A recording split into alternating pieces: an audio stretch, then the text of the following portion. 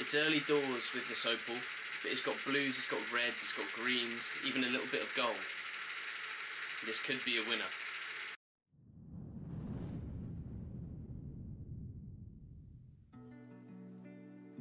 Cheers. Welcome back, folks, and thank you very much for tuning in. Today we continue the saga of cutting an opal on behalf of a subscriber, so if you haven't seen the rest of the videos, go back and watch the last couple that I've posted. Today we're cutting a small piece of rough opal. I'll play a quick clip of it now.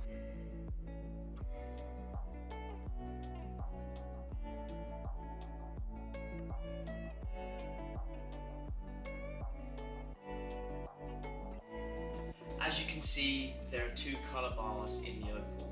There's one lower down, which is very, very thin.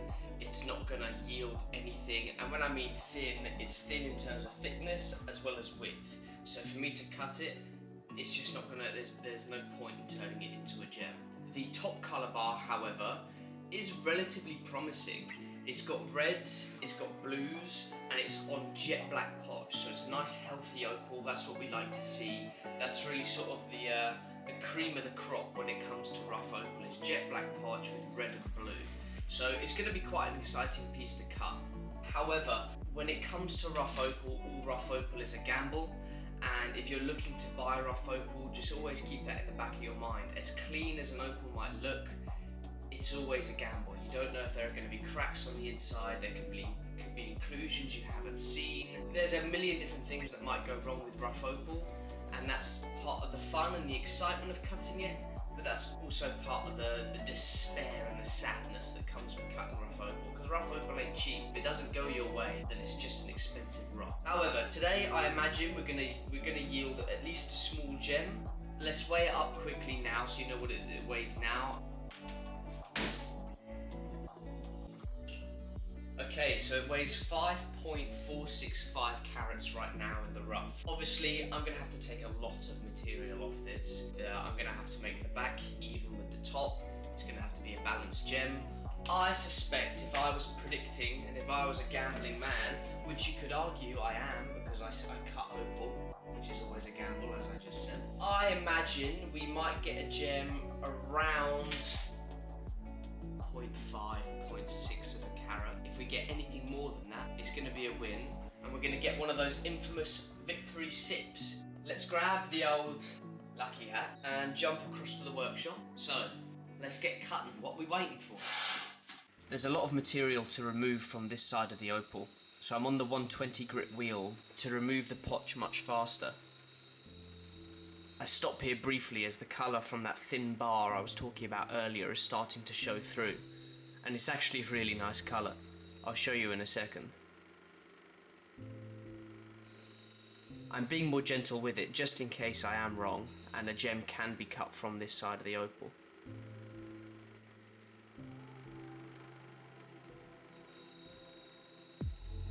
They are nice and slow, just taking the potch away whilst leaving as much of the colour as I can.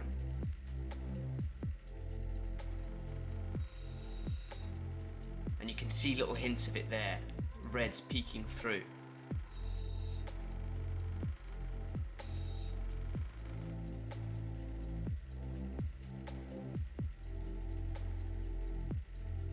Here's a little close-up of the colour that's showing. It's actually really nice. All the characteristics of a gem black opal. Black potch, bright colours, and lots of different colours to display. Cleaning it up a little bit more here and really taking a close look to see if something can be taken from it. I'm having a go now at the other side of the opal, the thicker of the two colour bars. Again, being real gentle on the 120 grit wheel, just taking the material off, or the cap as we like to call it, taking the cap off nice and slow and revealing the colour slowly but surely. The colours showing through here are the same as I pointed out earlier, so you've got your reds and your blues and your greens. But there is some potch in the face, so it's not as clean as I thought it might be, but hey, it's still a black opal and it's still got red, so what's not to love? Just shifting here to the 400 grit wheel. Takes material off a lot slower, so I can be more careful, a bit more gentle when trying to make the face of the colour bar as clean as possible. Right, there's been a change of plan. I have a Sharpie and I have the opal. I'm going to go for a slice. Now, I don't know if there's enough material either side for the slice to be worth it, so I'm going to err on the side of caution, but we might be able to yield 2 gems, so stick around. Okay folks, the split has gone successfully. I've managed to save the beautiful colour on the thin side, and the colour on top, which is deep red.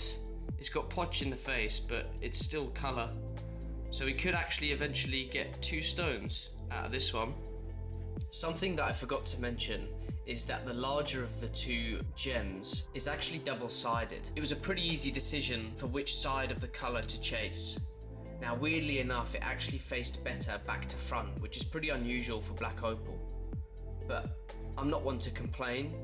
It makes the opal even better. This rough opal is really turning out to be a winner.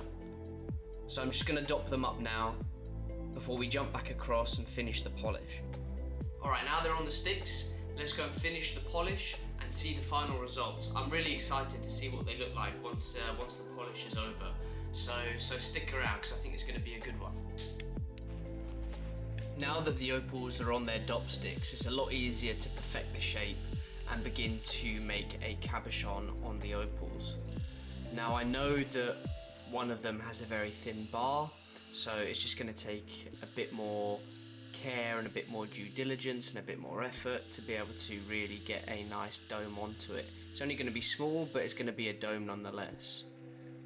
So as I say, it's just about perfecting the shape on the 400 grit wheel and begin to roll the edges, make them some nice setting edges, and of course I have to do it on both opals. It might be hard to see that I've just changed to the other one, but I'll point that out for you here.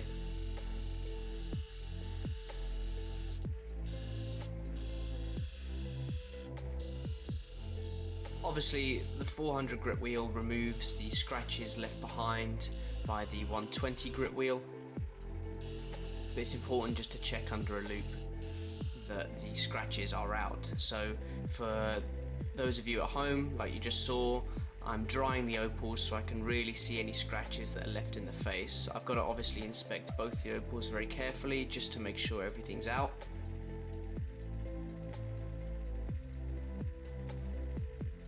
And I'm pretty chuffed with the results so far. Moving on to the 600 grit wheel now.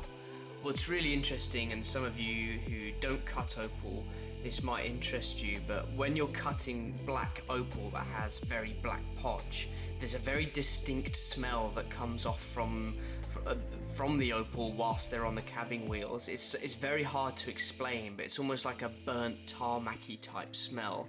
It's really interesting, but you know you're cutting good opal when you can start to smell this coming from the wheels. It sounds strange, but believe me, it's true.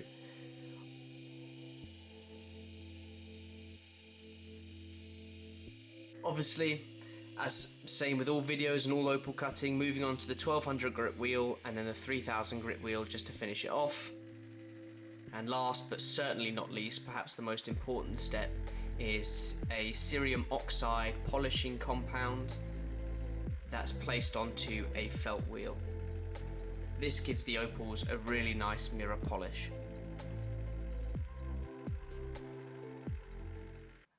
Here's the result after the polish. This one on the left is magnificent. It's small but just super powerful. It's got loads of different colours. It's got golds, orange, yellows, hint of red, blue, green. It's just from every angle it's just changing. It's shape shifting almost. It's yes, there's potch in the face still, but hey, you can't really complain when you've got a little pointer like that. And same with this one as well. Look, the colour's a bit duller, but it's got some true reds in there, as you can see, little flashes of the stuff. It's got greens, it's got blues in it. It's also a wonderful opal. Together, I mean, one definitely stands out to me, which is the least. It's the one I didn't expect anything of, so I've eaten my own words. The cut is now finished, and as you can see, these two gems stand out by themselves. They both show true reds. They both have blues. They both have greens. The smaller of the two is obviously the more eye-catching, with the golds and the oranges, as well as the reds and the yellows. It's got hints of purple, it's got everything there. I've eaten my own words because I said to you guys at the start of the video, oh, I don't think it's going to cut anything, it's too thin. It's very, very thin. There's no point in turning it into a gem. And well, I was wrong. Not only did it cut a stone, but in my opinion, it cut the better of the two. So it's been a success. I'd take a victory sip, but I don't have a coffee. So those of you at home will have to do it for me. I mentioned that rough opal is a gamble. And hey, the opal gods have looked down today and decided that this gamble has paid off. And let's be honest, slicing the opal was definitely a risk. The blade can sometimes catch on the opal and crack it, or split it, or do some irreparable damage. We got away with it, and the risk was definitely worth it. I hope you agree. This is not my opal. As I mentioned before, it's been sent to me by a subscriber, and he said to me, I don't even think I'm going to get anything out of it. And I agreed with him. I said, you might not get much out of it. And look at us both. We're idiots. Anyway, I said, so it started 5.6 something or other carats, and I said if I get something that's 0.6 of a carat, I'll be chuffed with it. We now have 2 opals. I'm going to go for the smaller of the 2. That's good. So the smaller of the 2 is 0.8 of a carat, which means this other one is going to be even heavier. There we go. So both together, it weighs 1.87 carats. So that's 1.2 carats more than I expected to get out of it, which is a real success. It's not from a lack of knowledge, it's just, as I say, opal is a gamble, rough opal is a gamble. You just never know what you're gonna get, and that piece didn't look too promising. But now, I mean, you could easily set that into a ring with both triangles interlocking. You can make 2 separate rings if you wanted to. You could even make earrings.